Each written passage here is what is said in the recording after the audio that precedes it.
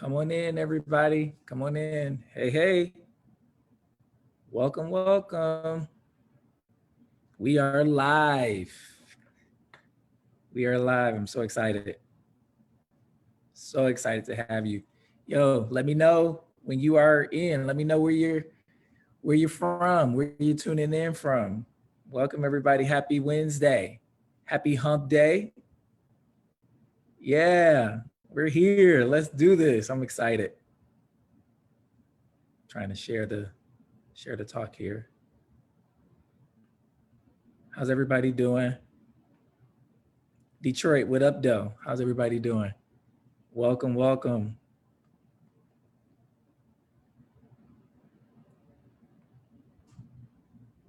I see y'all.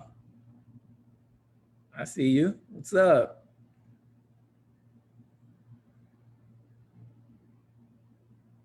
Pittsburgh here. I see you, B Brown. What's going on, B? Marcel, how are you? What up, though, Janelle? Pittsburgh is here. Detroit, where you tuning in from? I see Detroit. I see Pittsburgh. Somebody said Roseville. What up, Roseville? Right down Gratiot. Uh, Chase Chase Cantrell is tuning in from the west side of Detroit. I'm sure he wanted me to emphasize that, the west side. We have someone here from Utah, Sheila. What's going on, Sheila? What up, though, from Detroit? Pontiac is in the building. Yak Town, what's going on? So excited that you joined us. Adrian, Michigan. Adrian, Michigan is here. Patricia, thank you for joining us. Hey, everybody, do me a favor. Invite your friends to this conversation. It's going to be a good one. It's going to be a timely one. Thank you so much for joining us. Tucson, Arizona is in the building. Wow. Wow, this is amazing. This is pretty amazing. Tucson, Arizona is here. Who else is here? Cincinnati, Ohio, one of our sister cities. We love Cincinnati. We love Cincinnati. Thank you for joining us here in Cincy. West Side Industrial is here. Jeff, hey Jeff. Grand Rapids, the west side of the state. Mexican Town, Detroit is in the building. Lansing is here. Judy Smith from Lansing. Ann Arbor. Somebody's here from Long Island, New York. Shout out to New York. Yeah. Ypsilanti.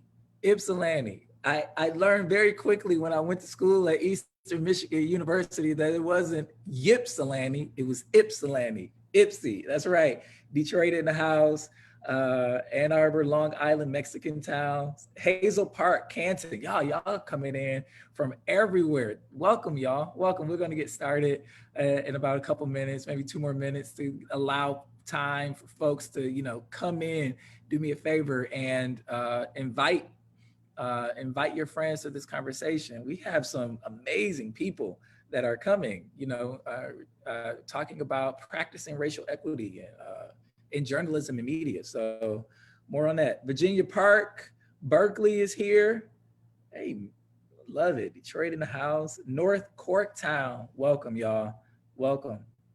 We are excited to have you. We're excited to have you. As you continue to tell us where you're from, and how you doing, how you feeling, and all of that jazz. I'm gonna go ahead and get started. Hey, Southwest Detroit, Maria, we see you. Going to go ahead and get started. So welcome, everyone. Thank you so much for joining us. We are so excited to welcome you back tonight for our series of candid conversations with our friends at COAC Detroit, a hub for accelerating collaborative action within the nonprofit community.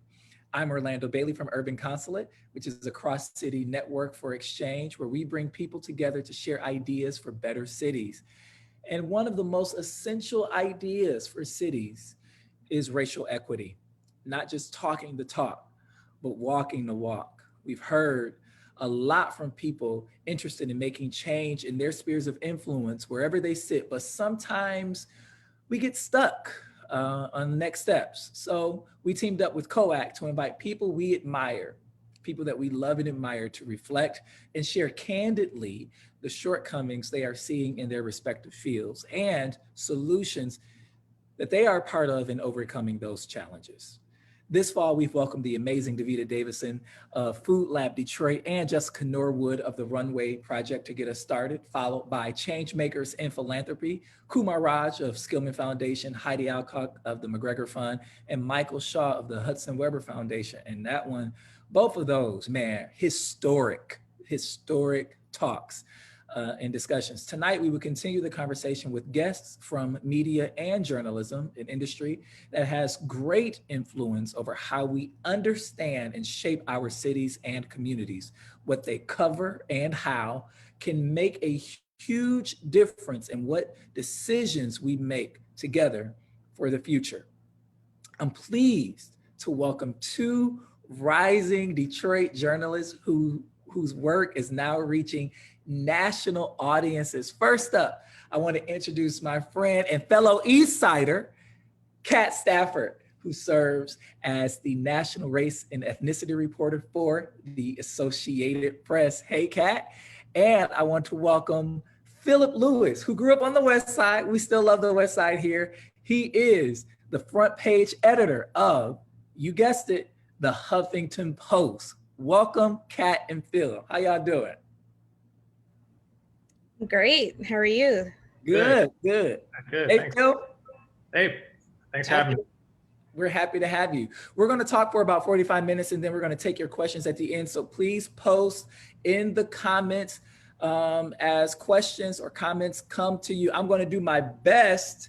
I am going to do my best to try to work a lot of your comments into the conversation. I know that this is going to be just a robust conversation. I want to first do a human check-in. Shout out to Naima Bilal in Cincinnati for making sure that this was always front and center.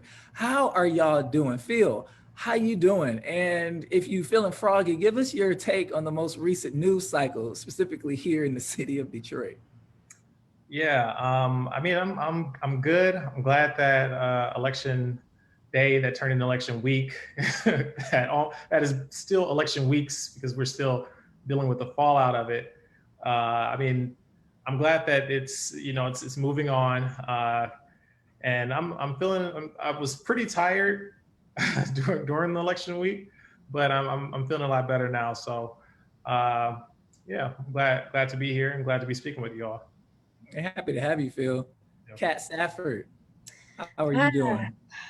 That is a loaded question right now, because I'm coming off of an insane 2-week stretch of just working nonstop, covering the election, writing all sorts of stories. And now we're in that endless period where I feel like the election is still kind of going on, which leads me to your other question about our recent events here in Detroit with the Wayne County Board of Canvassers. I mean, I was watching like everyone else, but I have to say I was not completely shocked, given. And I talk about this a lot about Michigan and the fact that Michigan has a pretty racist history. I'm just going to be blunt. And when you think about it through that lens, I was not shocked to see what happened, but disturbed, yes. So. Yeah, I don't think shock was what, especially Black folks. I was telling somebody earlier that progress isn't a promise, right? Because we live very different lives as Black people, especially Black people here in the city of Detroit. Disturbed, angry, enraged, I think is the emotion to describe what we were dealing with last night. I was actually recording our podcast when news broke. And so we were literally on the air trying to just process, what is happening and what do we do next? And then of course, after, about 24 people in the public comment section took them to task, they changed their vote. One of the things that, is interesting to me that I want to ask you two about is there has been so much coverage today concerning one individual, Ned Stabler, who is a figure here in the city of Detroit. He's CEO of Tech Town and he resides in Ann Arbor. A lot of us know him. Getting national coverage today for what he had to say in the public comment section. And everything that he said was true, it was factual. It was really a masterful takedown that he provided in public comments. But I'm wondering what it is about journalism and this society where the white man getting on his white friends or other white folks about being racist is newsworthy rather than some of the folks who worked the polls, who worked the election, who also spoke very eloquently, just as eloquently and is just as factual in public comments that did not make the news cycle. Kat, what do you make of it? Well, first off, I just want to say I think that the speech that Ned Stabler gave was powerful, right? And I think that's part of the reason why it took off, why it became a viral moment. But the other side of that I think is worth discussing is how oftentimes when you have Black people, especially who speak about racism, who speak about disenfranchisement, those voices are often relegated to the sidelines. They're not heard, they're not listened to. And I think that that is historically an issue within the media. So when you have one person whose perspective takes off, I usually point to the historical legacy of journalism, of journalists who tend to not amplify and center the voices of marginalized members of the community. So I kind of feel like that's what's at the root of it. Phil, your take? Yeah, I think journalists have a real issue with sort of navel gazing, and so when you have a white man, I guess like Ned, you will see journalists who are predominantly white, predominantly male, writing stories about a predominantly, about a white guy, a white male, right? And so I think journalists sometimes can see themselves easier, and they can write about who they think, people that they think that they can relate to, right? And so, and that's the issue. I guess that's what we're going to get into when we talk about racial equity and the importance of sharing stories, and what myself and what Kat does when we write about race, we're trying to bring those marginalized communities. We want to share those stories. So, I guess that's my take. I think journalists in general, journalism as a whole has been sort of like the white man's journal for a long time. And so this is just another example of that. To that point, journalism being the white man's journal for a long time. That's epic. We're going to quote that on Twitter. We're going to make sure we get that. I want to talk about this notion that we are taught, this tenet of journalism that we are taught in school around objectivity, right? And my question is, what does objectivity mean? How is it used? And is it harmful to communities of color to oftentimes feel like we have to both sides issues that are disparately affecting particularly Black communities? We'll talk about Detroit. So Kat, I'll let you chip away at that. This is one of my favorite questions. And I feel like during the summer, especially, we saw a lot of coverage around what is objectivity. And I always point to the column that pretty well-known Black journalist Leslie Lowry wrote for the New York Times, where he essentially said that objectivity was created through a white gaze. And when you think about, going back to what I said about the history of journalism, I think it's really important to root this discussion in history. When you think about the fact that not that long ago, Black people were not allowed to work in a lot of these mainstream newsrooms. And so when you talk about the foundation of objectivity, was founded there, right? This notion of being objective, of getting both sides of a story. And something that I've been posing lately is, are there two sides to racism? When you're writing a story about racism, do you need to get the perspective of the racist, or should you be centering the voices again of the marginalized folks, Black folks, the people that are disparately impacted? And I think when you think about that in a real way, you realize that this whole notion of objectivity is just, it doesn't make sense. And so as a journalist, I personally like to root my stories based around fact. I'm a fact finder, and my stories are rooted in fact. Objectivity, that's not something that I pay attention to because, again, I think it has a very problematic history. And can one truly be objective when we know that the human schema is, you know, a culmination of experience and implicit bias? Phil, I want to bring you in on this. Yeah, I mean, you're basically right there. I mean, objectivity, to me, there is no such thing as that.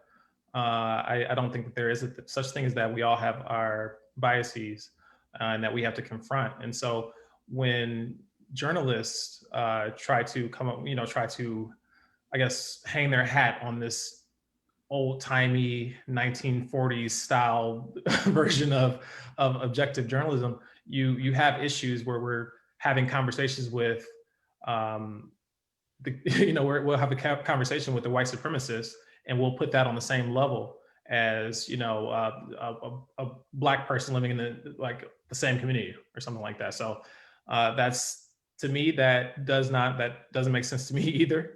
I mean, on top of that, you have issues with, if we're talking about objectivity, is it objective that when Trump says that he actually won the election, right? And so, I mean, there's an issue, I think, with the idea of objectivity, and I think that we sometimes miss the point when we're talking about it.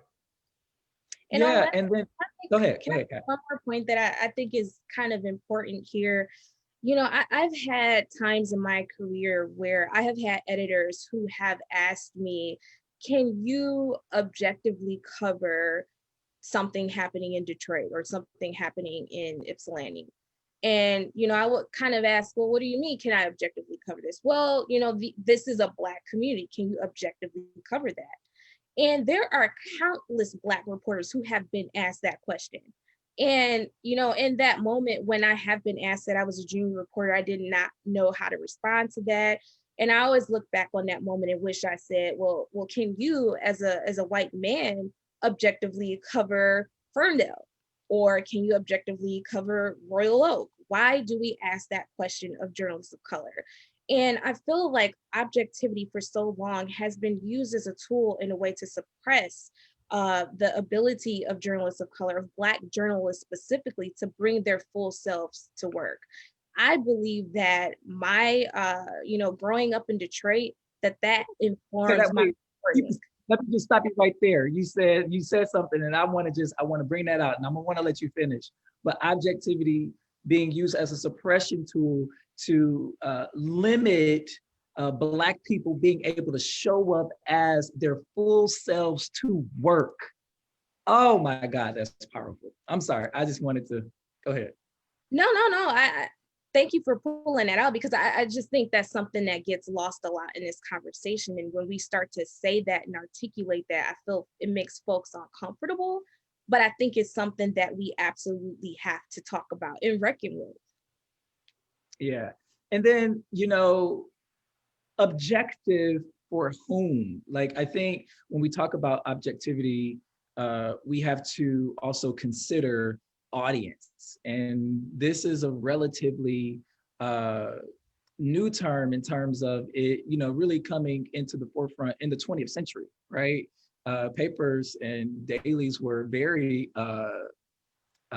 non-objective, if you will, before this tenet came to journalism. There's a question in the chat that I think is relevant to this conversation, and it is around our own personal definitions of objectivity and how we apply it when it's needed and how we ignore it when we need to ignore it. Phil, we'll start with you.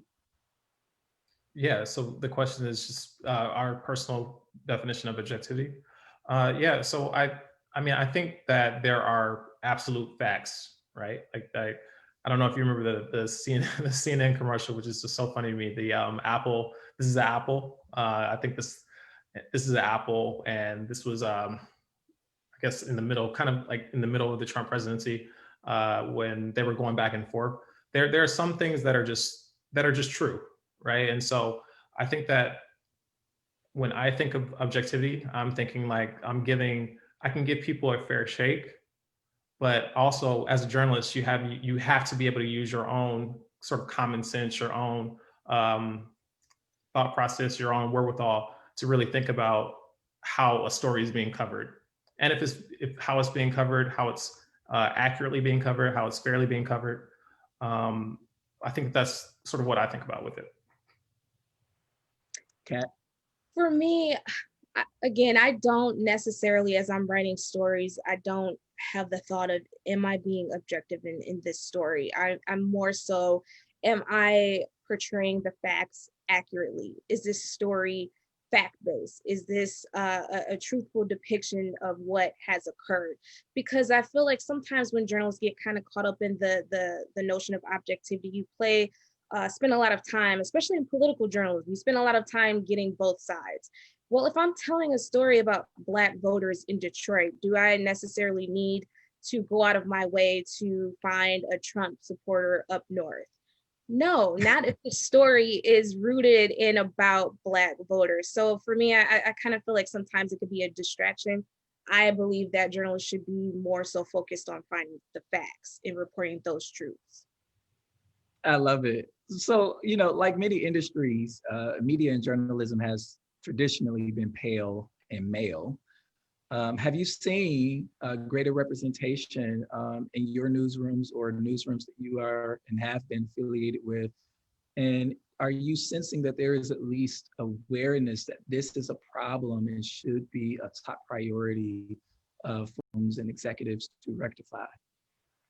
Phil, we'll start with you. Yeah, so for not my newsroom, no, no, not really. But what I appreciate about my newsroom is that there is a strong effort to at least attempt to diversify the newsroom.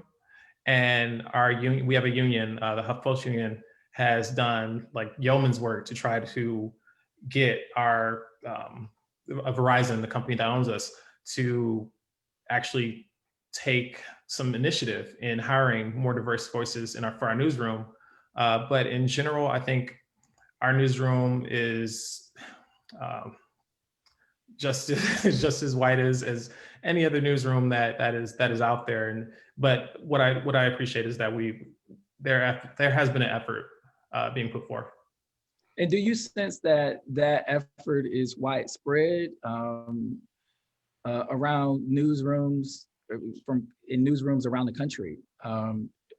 Is there a reckoning happening in terms of diversifying, making sure that equity and inclusion and every tier, not just, front-facing reporters, is happening in newsrooms and in publications across the country? So at every tier, no, I think that newsrooms are still at the very surface level trying to catch up, right? Like they're like, look, we need to put a Black reporter here, sprinkle a Black reporter there, and then we're good, and that's, as we all know, that's not enough. You can't just place a Black reporter here and not give them any sort of mentorship, not offer them any ability to kind of be themselves in the newsroom. That's really important. And then on top of that, there's usually no opportunity to move forward in their newsrooms. I know a lot of Black journalists who have actually left the field because they haven't had a chance to move anywhere or move up. So I think since I would around when was that? Around June, and a little bit before that, during sort of like the protests, the George Floyd protests, there's kind of been a reckoning, and obviously a little before that as well. There's been a reckoning in media, but it's still not enough. Kat, I want to get your perspective on this.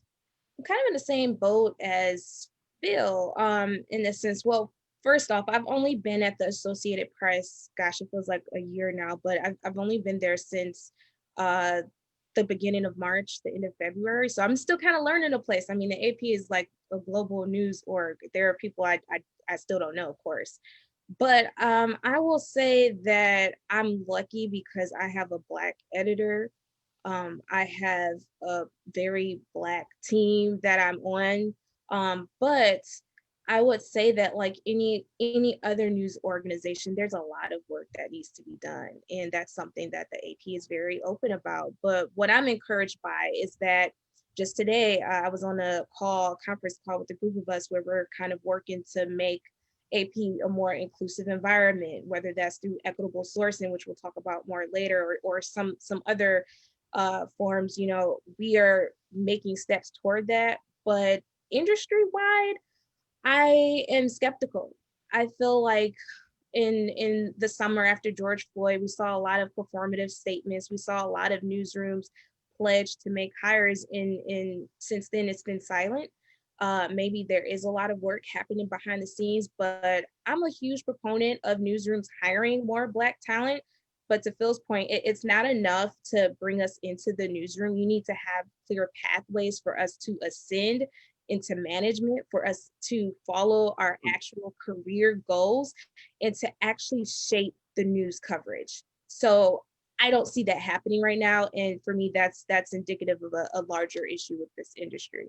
So to shaping, news coverage, I wonder how the lack of diversity in these newsrooms, and I think I have an answer, translate into how these newsrooms cover issues that disproportionately affect Black communities. Let's talk about Detroit, right? Detroit is America's largest majority Black city, and we have a couple of dailies and a business newsroom, a business publication, Cranes. We got Free Press, and we got the Detroit News. And all three publications have been called out for the lack of Black folk telling these stories. And so I'm wondering is how does the lack of diversity contribute to the deficit-based framing of Black communities? Kat, I'm gonna start with you there. That's huge. I mean, once again, like you just said, Detroit is more than 78% African American. There's no other city in this country that has such a concentration of Black folks like Detroit.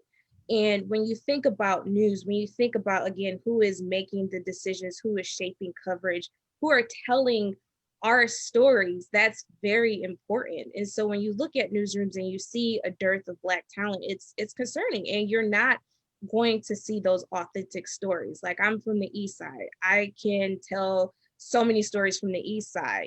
Phil could tell stories from the West Side. But when you don't have people like us in the newsrooms to do that, you're not going to get the real stories. You're going to have these surface level stories. And I think that it's an issue that I know Detroit NABJ has talked about with several newsrooms here in the city. Yeah, and I know, I used to work at the Detroit Free Press. I covered the city. I know they've made recent hires, one including my former mentee, Chanel, who's been covering Black businesses. She's great.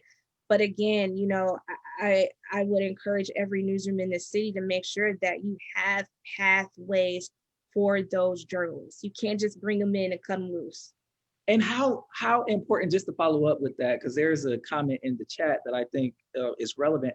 How important is it for you as Kat Stafford, the East Sider, to maintain that bridge to your community and sort of push back on harmful narratives that some of these publications sometimes subconsciously or intentionally try to cascade on Black communities? Because what the comment said was that Black people or people of color can also contribute to the same systems of oppression against other Black folk that we are talking about today. So how do you infiltrate and not get co-opted, but really, sort of maintain your standing, maintain your moral value there? I think that's a great question. When I first started covering the city at the Free Press, I used to cover crime. And so I would be out in the neighborhoods at midnight, and I was a breaking news reporter. So the way it worked was I would get out there, cover the crime, write a quick story up, and then I was done. But I came to a point where I was literally standing in front of a family who was crying because their loved one was in the house dead. And I realized I am just treating these people like their stories and not humanizing them. And it was at that moment where I realized I am part of the problem. And how can I fix that? So after that, I tried to be intentional. I tried to spend more time out in the community, working in the community, not even necessarily for a story, just being there and letting people see me. And I think if more journalists were to do that, that would start to repair the harm that's been done. But let's be clear. I mean, this has been a very extractive relationship with newsrooms of Detroit, extractive and transactional. And until they get to that, until they realize that, you're going to continue to see this. You're going to continue to see Detroiters who do not trust the media. Phil, I want to bring you in on this. You know what we're taught in school, Phil. If it bleeds, it leads, right? That's the mantra that we're taught in journalism school. First off, what work have you done to unlearn that mantra that they sort of indoctrinate us in? And, how do you maintain your moral standing with your community and, making sure that you are not a part of oppressive narratives that disparage your brothers and sisters here at home?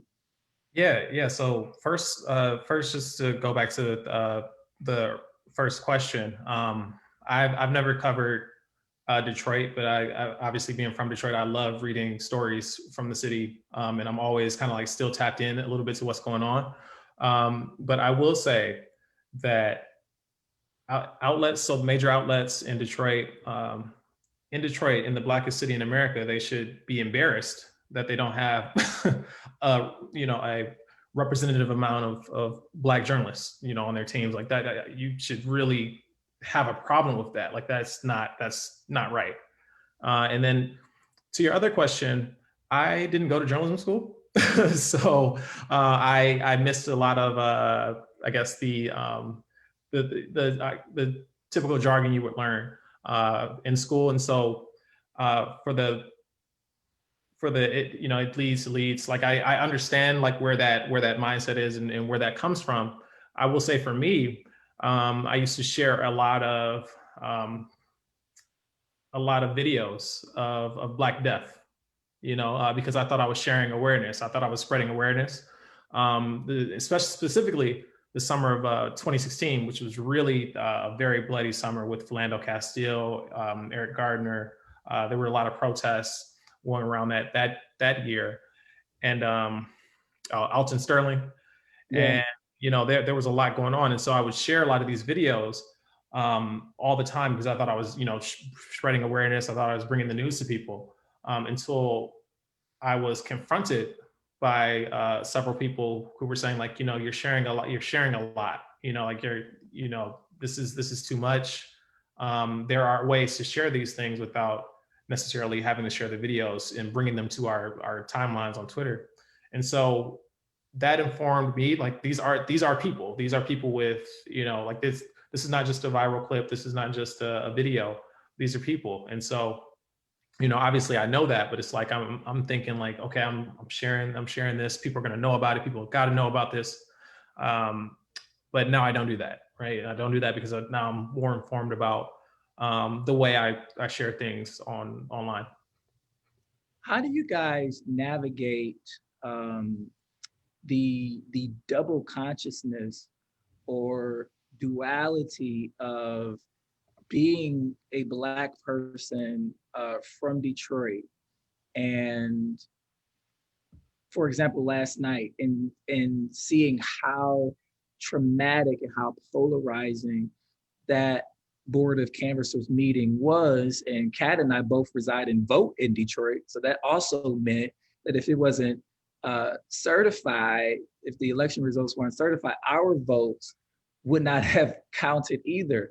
So how do you sort of navigate this double consciousness of being oppressed and traumatized as a Black person, not only in our field of journalism, but just in America, but having to, and being looked to, always put words to it when you are going through the same thing? Kat? start with you. Why did you start with me?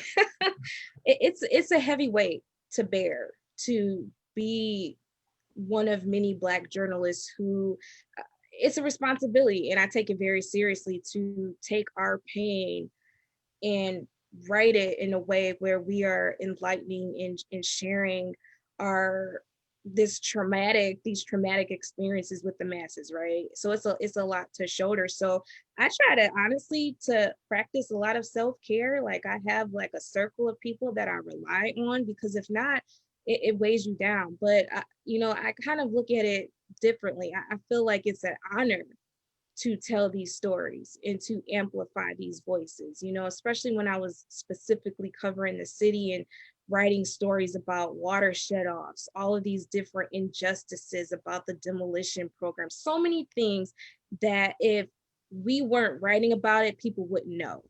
And, it is hard, but I know that the work that we do matters, because if we're not telling our stories, who's going to? That's the thing that I think about every day. Phil, do you struggle with this double consciousness as well? Just experiencing life as a Black man and how traumatic that is, and then, having to, put words to it. Yeah, no, I was just gonna say, I feel hardened by it, because I do think that it is really a unique position to be a Black journalist, and specifically a Black male journalist. We're so few and far between. And so I echo like what Cass said, like it's this work that we do matters, and I feel, I mean, when I do feel down, I just feel happy that people know, like, I'm here to help, here to share these stories, and people sort of look to us to share these stories. And so I think that when you feel that way about it, that's really heartening. Yeah. Let's talk about equitable sourcing. Kat, you said this term in our prep call, and like I am taking it and running with it.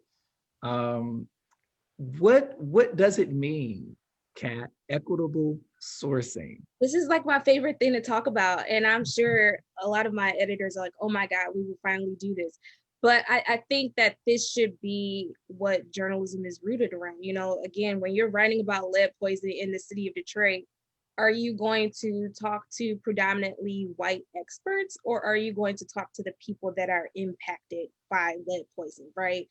You should be, equitable sourcing means talking to a plethora of people and not just relying on the same voices that we tend to see over and over again in media. And that's a huge problem in the city of Detroit. It's a problem in other cities. It's really easy to call up that one expert from Wayne State. It's much harder to go to a neighborhood and connect with a woman whose child is suffering from lead poisoning, right? So equitable sourcing is kind of rethinking who we're talking to, who we're interviewing, and more specifically, who do we consider to be experts? Isn't an activist an expert? Isn't a community matriarch an expert on her neighborhood and her community?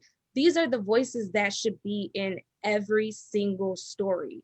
Those are the voices that we should be crafting our stories around. So when I say equitable sourcing, when I'm beating my drum about talking to more people, that is exactly what I mean. And even when you're talking about the standard expert, there are Black doctors, there are Black scientists, there are Latina doctors. These are people that we should be interviewing on the regular. So I'm sorry, I got on my soapbox, but I'm very passionate about that because we don't do it enough. No, we don't do it enough. And like you said, because we're always on deadline, and we always sometimes are tempted to take, the easy way out. I work for Bridge Detroit here in the city of Detroit, but I don't come from the journalism sector. I'm educationally trained as a journalist, but I come from community development. And so my work has always been in the streets, knocking on doors, talking to people, connecting with folks, convening folks around food, what have you. And so when I got to Bridge Detroit, I can tell that it was maybe a little bit of a culture shift from the journalists who had been in the sector a while, of me saying, hey, I think y'all should call Miss Loretta over in Chandler Park, or, you know what I'm saying? Like, you know, Miss Loretta been around. Miss Loretta, nobody knows Chandler Park better than Miss Loretta. She can do, you know, she could do the job that I had at Eastside Community Network 10 times better. She just knows it, right? How do we become hyper intentional about uplifting our voices, especially residents, in a way that honors their expertise and declare their expertise, right? It is sometimes, you know, an uphill battle. It's also something that I'm passionate about, Kat, as you could probably tell, but you put words to it. You put equitable sourcing. And I'm like, wait, what is that? What is that? Phil, you work for a national publication. Huffington Post is very popular. How are you guys practicing equitable sourcing? Yeah, so we, I mean, first of all, Kat just like killed it. Like that was the perfect answer. And I think for us, what we've been doing recently is that we've actually recently created a spreadsheet of just all of like the sources that we've come into contact with over like our journalism careers. And I think we're making an intentional effort to talk with people, you know, people in the communities, activists, and not always relying on the police first, right? The police first, or any experts at colleges first. You know, like we have to really think about the sources that we use. That's so true. Wow. Can I have one last thing? If we have journalists watching, I'm sorry, this is me getting back on my soapbox. Go in these communities, go in these neighborhoods without an ask. Just go and observe. That is the best way to start building relationships with people, is to, again, remove that extractive, transactional relationship element and just go in and be a part of the community. Go to a Black club party. Like, Detroiters do not bite. People are friendly in this city. Just go out and have a conversation with them and get to know who the community leaders are. I feel like that's what's missing. And I would love to see newsrooms allow reporters to have more time to do actual source building, like setting aside time to go out and meet new people without writing a single word. I love that. And I love what you said, because it speaks to building a relationship that is beyond transactional. And I think a lot of Detroiters feel like, you know, journalism in the city has been, like you said, an distractionary, you know, entity or institution. And, you know, one of the things that you said, Phil, about the police, and I ended up saying this in one of our editorial meetings, because we had, you know, been going to the Detroit Police Department's briefings around the Black Lives Matter movement and the protests that were happening here in the city. And the narrative that was being cascaded on part of the mayor of the city and the police chief was that Detroit police, we have a wonderful relationship with the community. The community loves us, and we're having no problems. And my work, my experience on the East Side knew that we could not just take that and run with it. I'm like, y'all, no. Like, who are we talking to for real, right? Who is the end user of police services, or is supposed to be the end user of police services, and how do they feel about it? How does the homies that play basketball up at Chandler Park feel about the cops? How are you know what I mean? And its relationship with the city and its relationship with its citizens, right? And so we have become very comfortable with sources that are a part of the power structure, and taking those quotes and finishing the story and getting it in without that time to really source build, as Kat was saying. And now I'm the bull. I'm the person that's ringing the bell, even in the British Detroit newsroom. Like, nah, I know somebody on the West Side that we could talk to. You know what I mean? And I got everybody number. It is so important. Somebody said in the chat, and it was a really good question: is there any movement in major newsrooms to hold white journalists accountable for equitable sourcing to make them work harder to broaden their source pool? I think there is. Yeah, I think so. I think there is. Just because now, like, when we talk about a reckoning, like, we see that we cannot just get a statement from the police and publish it, right? Because then we'll have a retraction once the actual video drops or once the body camera video drops, and then we got to retract the story. So I think there's a slight push. Obviously, it's not where you would want it to be. But you have to get those, you have to be able to talk with people and get those sources, because otherwise your story is not complete. Kat, let me ask you this question. I want you to answer that question, but I'm going to tag this on. Do you think there is a palpable fear of white journalists, sometimes I'll use Detroit, who sort of drive into the city to come to work, in going into our very Black communities and neighborhoods and talking to folks because of indoctrination of white supremacy, either subconsciously, to fear Black people, Black communities, and their experience or how they even express themselves? Yeah, so, when I was at the Free Press, actually, a lot of my colleagues at the time, they would go and knock on doors. They were not afraid to go in the city and talk to people. My real experience of, knowing white journalists that didn't actually want to go in the city came from being around some national journalists who had fed into the narrative that Detroit was falling apart, that it was just full of abandoned buildings and that there were no people here. Like, those were the journalists that were kind of like scared to go into the city. I'm sure that does exist, but that was just my experience in the Free Press, where most people would just go in the community. But I wanted to say something on the other question. I just forgot what was the other question. I really wanted to say something. So I'll reread the question to you. Sorry. Is there a movement in major newsrooms to hold white journalists accountable for equitable sourcing?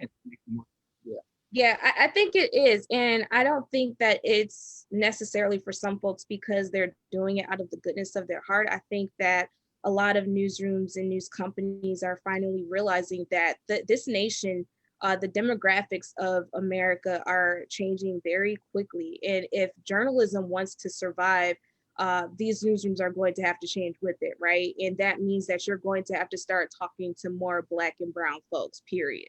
You're going to have to start hiring more people of color, more Black journalists to cover these communities to try and repair, again, the damage and the harm that's been done for several decades. So I do think that they are being forced. And I also think that it's coming from the public themselves. Social media has really allowed people to interface with journalists directly in ways that they have not been able to before. And so when you have dozens or hundreds of people calling you out because you don't know what the ski-wee is when Kamala Harris is talking to Howard alumni, you're gonna get that smoke, right? And you're going to realize, I can't do that again. I need to look up what a HBCU is and what a sorority is, right? So when you have that sort of public pressure, I think that, yes, quite naturally, we're going to start to see people try and do what I call equitable sourcing. Or know the difference between Elijah Cummings and John Lewis. Oh, Lord. If Fox News John Lewis. One more time. You know what? This is so great. This conversation is so great because I'm wondering if there are going to be university level classes on journalism and its relationship to Black Twitter. Because I see Black Twitter get so much done, get so much production out of these publications so quickly than any other mechanism. I've seen Black Twitter get an article removed faster than an editor will faster than an editor can pull it. So it's a powerful tool. Yeah, I want to talk about representation beyond writers and sources. And then I see everybody in the chat. I'm gonna try to get to the questions. But I really want to ask this question too, though, because I think we sometimes, especially folks who are on the outside, relegate, diversity and inclusion and the hiring of Black folks to be the people that they see, like the reporters, folks that we see on television, the folks that we see in the bylines. But what does it look like to prioritize racial equity within the entire media landscape, where we have people who are in the decision-making chair, the hiring chair, deciding on coverage and editing and all of that? Phil, I'll go right back to you. Yeah, so all of that is critical, right? Like, you can't have a racially equitable newsroom without having Black people and people of color, sprinkled throughout, from the hiring process and on down. For myself, I'm lucky to be in a position as an editor where I can assign stories. I can say that this story works for us. This story, here's why this story won't work. We need more Black people who can actually speak to those sorts of things, because otherwise you'll just have a whole bunch of just nonsense going out, and you'll be wondering, like, if only we had a Black person in there who could have told us that maybe this was not Elijah Cummings, this was John Lewis, or something like that. So, I mean, all in all, we need to create those pipelines for people for companies to hire Black people, not just in those reporting and those writing, those staff writer roles. Obviously, we need those staff writer roles, but we also need Black staff editors. We need Black managers. We need Black people that are in the top realms of the company, of the newsroom. Kat, you have anything to add to that? Yeah, no, I agree with that 100%. That's why, I hate the word diversity, because I feel like diversity could mean you have like 2 Black people out of 100 staff newsroom, right? Is that really diversity? I guess. But I aim for representation, equity, because that means you have people in staff writer roles. That means that you're intentional about who's writing the headlines, who's on your social media desk, who's crafting those tweets. I mean, who are editing and producing those reels, the stories that you're seeing. I think, to Phil's point, representation needs to happen on every level of the newsroom, from bottom to top. And again, going back to those staff writer roles, you can't just put us on these breaking news desks. Give us a chance to be on the investigative team, to cover business, the stories, the beats that, to be blunt, come with much more money. We're often relegated to these entry-level roles. So I think we absolutely need to be across the board represented in these different roles. Oh, I gotta ask this before we get to the questions. So everybody, type your questions in the chat. I'm gonna try to get to as many of them as possible. Kat, we making money in this field? What's the pay scale looking like? Are we struggling? Are we unionized? Are we, no, I'm not talking about you personally. I'm just saying. Oh, I was like, I don't know, Orlando. I can't share that information. No, I'm not. No, the pay range is crazy in this industry. It kind of reminds me of like acting, right? Like, where you have people, I've known some people who have started entry-level roles that were making $20,000 all the way up to folks that are making 6 figures plus. So there's such a big range, and pay is another area that I'm big on, because we know that people of color, we know that women, we know that Black journalists are consistently paid less than our white counterparts. So one of the things that I think that is huge for any journalist, or really in any industry, is to have a mentor, to have someone who could guide you through these processes. I feel like Black folks especially, we don't often have someone that could teach us the art of negotiation. That is so crucial. You should always negotiate, never accept. And I would just like to see us create like more of a network where we could kind of bounce these things off of each other, because I've seen some people come in that roles that were just vastly underpaid. Phil, what are you seeing pay wise? And I'm not asking you what you make. I just want to be clear. I wasn't trying to ask you. No, I mean it kind of depends on where you go to. You know, like obviously, you know, and someone at the New York Times is not making what, you know, someone at a smaller outfit is. So it just depends on a lot of things. I echo our sentiments on finding a mentor so you can negotiate, because in general, like in this field, you have to negotiate, and it's a field where you have to really take a consideration of your brand and what you do is, you know, what you do.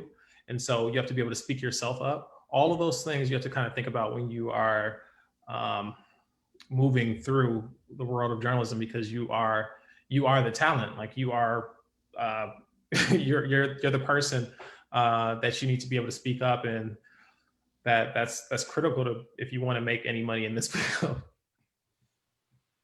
We are talking to Kat Stafford of the Associated Press and Phil Lewis, front page editor of Huffington Post.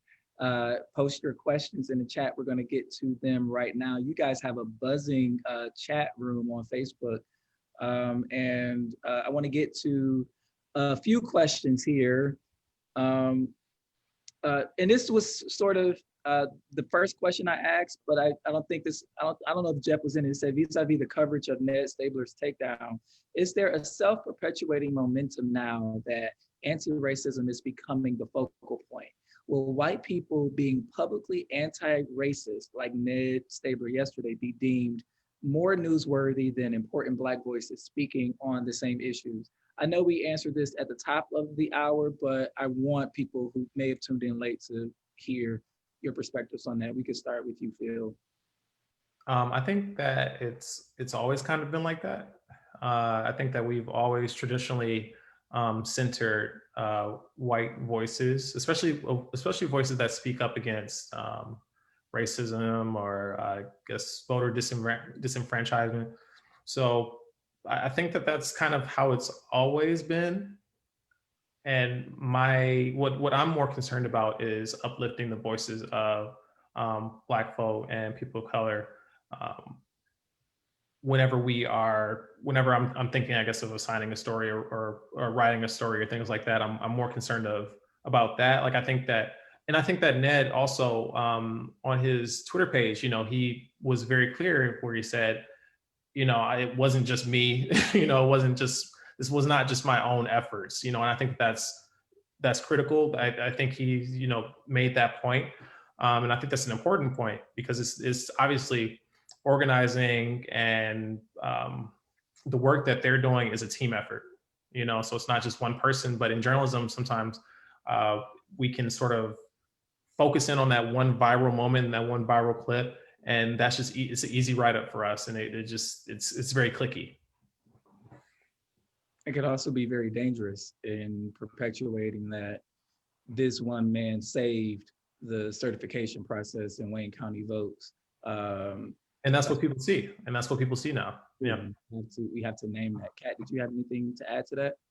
No, I just agree with that. And for me, it just kind of reminds me of how just history repeats itself. You know, Black folks getting marginalized, relegated again to the sidelines. It makes me think of all of the Black women who have organized for decades, right, to get us to this moment where we now have the first Black woman in the White House, right? It's just this dangerous narrative that I think the media unfortunately continues to perpetuate. But it is encouraging that Ned was very clear on his social media where he said, look, it was people of color, it was Black folks that were fighting for this. You know, I know on the ground, people were ready to protest. They were ready to organize. And I think that those are the stories that we should be telling. We have a question from Urban Consulate host emeritus Chase Cantrell. And he said, can we talk about Black ownership of media organizations? Is that landscape changing or improving? Does the ownership structure matter? That's from Chase Cantrell. Anybody want to take that on? That's a good question. I mean, I know locally in Detroit, we have the Michigan Chronicle. Owned by Real Times Media. Yeah. Yeah. Black Magazine is owned by a Black man now, right? Yep. So they do exist. I mean, nationally, there are different organizations that focus on Black press and making sure that they survive. One of my former coworkers, Regina Boone, her family owns the paper down in Richmond, Virginia. I mean, that's been in her family for decades. I think it's important that we do have a vibrant Black press that are telling those stories. But what Detroit does have is organizations like Bridge Detroit, where you work. We have Outlier Media, where my friend Candice is, and she's leading that newsroom. You know, Shout those out to Candid. newsrooms are so important. Tostada, so many different ethnic media outlets that exist in Detroit specifically, that I think we all should do a better job of supporting and giving them those dollars that they don't receive, like the corporate newsrooms. Thank you for that. Phil, did you have anything to add? No, I was just saying we have to support them. You know, whenever I see stories that are bubbling from the city or stories that are brought to my attention, I always try to share them, help them out, because I mean, national outlets, we use a lot of those stories, you know, and so it's important that we keep a healthy local press, healthy Black press, especially in this climate for newsrooms, and trying to figure out, as newsrooms try to figure out how to effectively monetize, while you have places like Google News and Facebook News and these massive tech companies that are moving in, and then you have these pivot to videos that have been failing. So there's a lot of issues, you know, in the news world, and so when there are Black outlets, we should try to support them. The next question comes from Kalisha Davis, who says she studied journalism more than 20 years ago. And her question is, what newsrooms, if you know of any, what newsrooms are embracing anti-racist platforms? I think that's a great question. I don't know if I can't speak to if they're embracing like anti-racism, because anti-racism is a framework that is a little it's not enough to just say I'm against racism. But I would say CNN, they just created this race team, a race and justice team. And to me, that at least shows that there is some effort, because you're actually putting some coins toward covering race, right? You think that it's important enough that you're actually putting some money toward it. And obviously CNN has the money to do so, right? But the fact that they have a race and justice team, I think that's important. Is it important for a newsroom to say that we are a newsroom that is dedicated to covering issues and stories that matter to you, and we are a newsroom that is committed to anti-racism? Like, have we even heard newsrooms explicitly say that, Kat? Even if they're not adopting a specific platform, what if the platform is just anti-racism? Have we heard newsrooms say we're committed to being anti-racist? I haven't heard that. I mean, it would be nice to see that. It would be, welcome to see that. But again, I mean, it's like, when everyone over the summer was saying Black Lives Matter, while they were, again, relegating their employees to the sidelines, right? Or they weren't paying their staff. They weren't giving people promotions. So the point I'm trying to make is, are they just being performative when they're stating that they're anti-racism, or do they have the actions to back up that statement? For me, that's what matters more, is showing me how you are committed to being anti-racist, showing me how you are committed to telling the stories. And to the last question, I feel like the newsrooms that I'm really seeing do that are these newer startups, the Bridge Detroits, the Outliers of the local markets that are really centering those voices and being intentional. I mean, the whole model, I keep talking about Outlier because I've always just loved the idea of text messaging stories and news and information to residents, interfacing with them directly. It's brilliant, right? And so when I think about who's doing it right, I think about these newsrooms that were started, that were born out of the fact that they saw a lack of commitment in these markets. So to me, that's somebody that's demonstrating that they're anti-racist. Yeah. Somebody asked how can we uplift and amplify these Black newsrooms and these Black journalism organizations, and somebody answered, and I couldn't agree with them more. Pay for a subscription and donate. That, I mean, you know, good journalism costs. Journalism with fidelity that is truthful and factual, it costs. And so I am imploring everyone on here who cares about fact finding, equitable sourcing, and Black voice to find that publication. Bridge Detroit is right here in Detroit. Outlier is right here in Detroit. To go on the website, Outlier is running a news match campaign right now where all donations will be matched up to a certain point. Bridge Detroit is running the same news match campaign. And so you can really put your money where your mouth is or where your heart is in terms of supporting these journalism organizations, because we need it. I want to thank everybody for joining us. The Facebook chat is still going. I'm going to give you guys the last word with this question or this prompt. And, you know, the work that we're doing around race equity is generational work. But there is also this palpable energy and urgency to accelerate change so that we're not having this same conversation in the next 50 years. Kalisha said she studied it 20 years ago and it's still rocket science to so many people. How do you, you know, resolve or think about time? And what do you think is possible to actually achieve in our lifetimes? Are we going to see a real reckoning in the journalism field? Will we live to see it? Kat, we'll start with you. I'm sorry it took me so long I had to really think about that, because I have days where I'm skeptical, but then I have moments where I am encouraged, you know, just thinking about how this election went down and thinking about the power of Black voters that was demonstrated in Detroit, Philadelphia, Milwaukee, Atlanta, across the country, the power of our vote as Black people.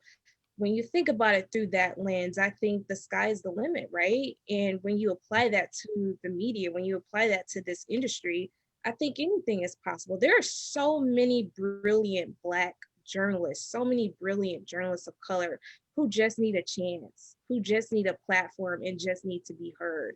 And again, going back to my earlier point where I said that these demographics are changing quickly in this country, I think that this industry is going to be forced to change. And with that change comes opportunity. We're seeing that right now. And so I think it's on us as journalists to capitalize upon that change. And I think that the onus is also on you guys as readers and consumers of news to support the work that is being done by Black journalists. Read our stories, share our stories. We need you guys in order to keep doing this important work. So I'm encouraged, at least today. I am too. Phil, you get the last word. Go on and drop the mic on us, brother. I am definitely encouraged because honestly, people are just gonna have to move out the way. You know, people are gonna have to move out of the way, and people who are taking up these spaces of leadership, these spots of leadership in newsrooms for the last 20, 30, 40 years, they're gonna have to make way for a new journalism, right? And people that are younger generations who view journalism, view media in different ways. And so I'm definitely emboldened by that. I'm hardened by that.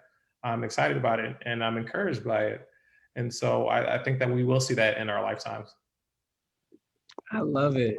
Kat Stafford from the Associated Press, race and ethnicity reporter. Thank you so much for joining us. Philip Lewis, front page editor of the Huffington Post and native Detroiter. Thank you so much for joining us. This video and this candid conversation will be available to watch here on Facebook and on our YouTube page. We want to thank our Facebook audience for tuning in.